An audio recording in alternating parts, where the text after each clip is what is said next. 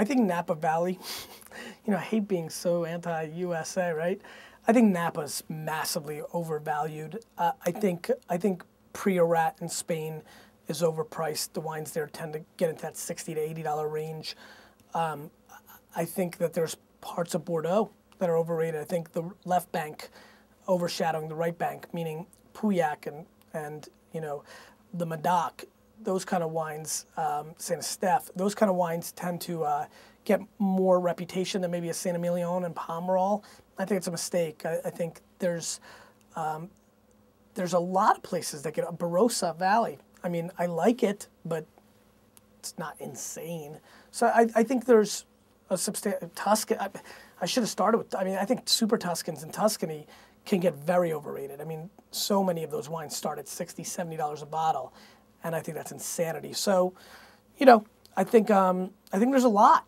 I think there's a lot, especially when there's so many underrated places like the Provence and Languedoc, and McLaren Valley or Clare Valley in Australia. I think it's crazy.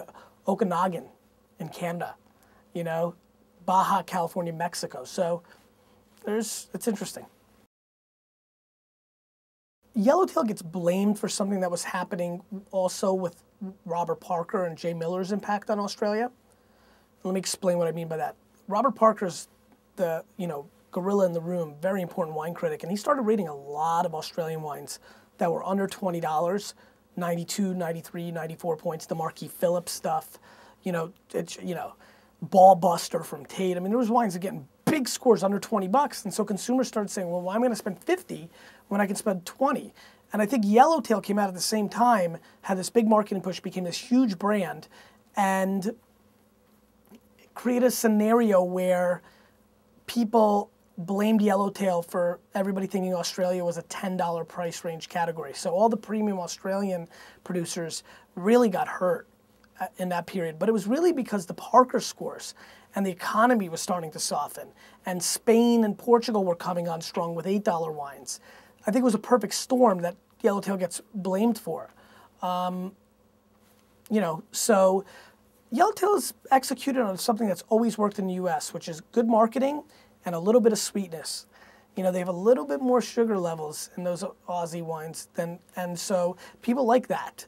And it's easy to drink, and kudos to them because they were very aggressively marketing and they really got a lot of support from some big retailers around the country like Sam's and Total Wine. I thought they played that very smart. I think there was a lot of smartness to what Deutsch did there, and I have a lot of respect for the way they built the brand. I think the goodness proves that wine can become, you can still build big brands and leveraging marketing and pop culture. I think the bad thing is that, people fall in love with it and just drink that. I'm not as mad about, I don't feel bad for the Australian business people. They're the ones who relied on Parker and Spectator and never built a real business in the first place. So I'm not so worried about them. I'm more worried about the consumer that drinks a magnum of Yellowtail Shiraz every night, and I want them to try different things. Well, I think Tony Torlato did it. He brought Corvo and Santa Margarita into this country. That's quite a feat. Kendall Jackson, Jess Jackson, was one of the first pioneers of building a real big brand. What he did with KJ is monumental. But there's not a lot of innovation on the retail side, on the producer side. Everybody ripped up their plants to plant Pinot Noir. It's a lot of chasing, and not a lot of innovating. It's kind of shocking. It's probably why I was able to do so well in that world. Not because I was so good, but more because of lack of competition.